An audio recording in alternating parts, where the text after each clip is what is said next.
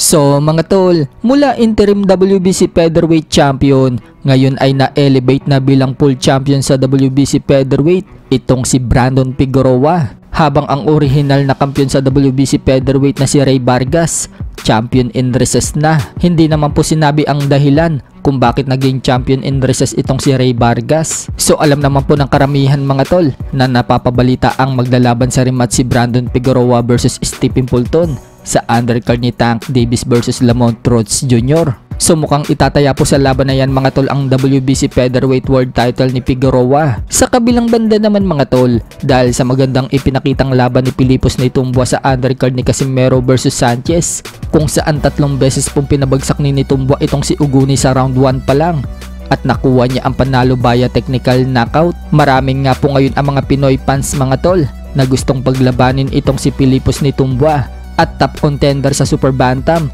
na si Pilipino Carl-James Martin. Gusto daw nilang masubukan itong si Carl-James Martin sa isang top 10 na nakarated sa Super Bantam. Sa mga hindi po nakakaalam mga tol, nakarank number 9 na po ngayon si Pilipos Nitumboa sa WBO Super Bantam, habang nakarank number 2 naman si Carl-James Martin sa WBO.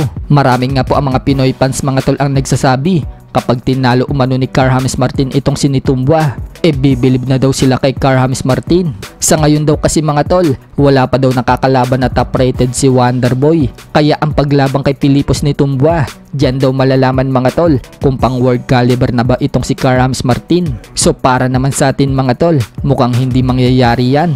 Dahil top 2 na sa ranking itong si Wonderboy sa WBO Super Bantam. Isang laban na lang kasi mga tol, makukuha na niya ang number 1 spot sa WBO. Kaya mukhang hindi na palalabanin si Martin mga tol sa boksingerong nakarank sa top 10. Lalo pat mukhang malakas din itong si Pilipos mga tol at matibay din. Sayang naman kapag natalo itong si Carl-James Martin, babalik siya sa panimula.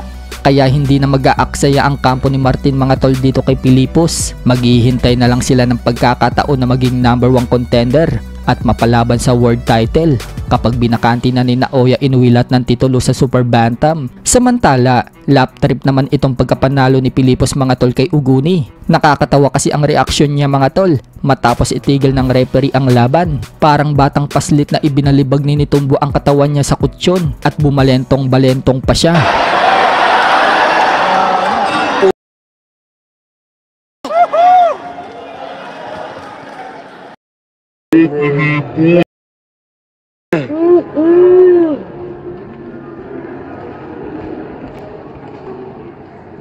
Sa iba pang balita mga tol, matapos po ang impresibong pagkapanalo ni Casimero kay Mexican Saul Sanchez nang i-demolish niya ito sa round 1 pa lang, nagpahayag po si Casimero mga tol kung si Inoue umano ang makakalaban niya.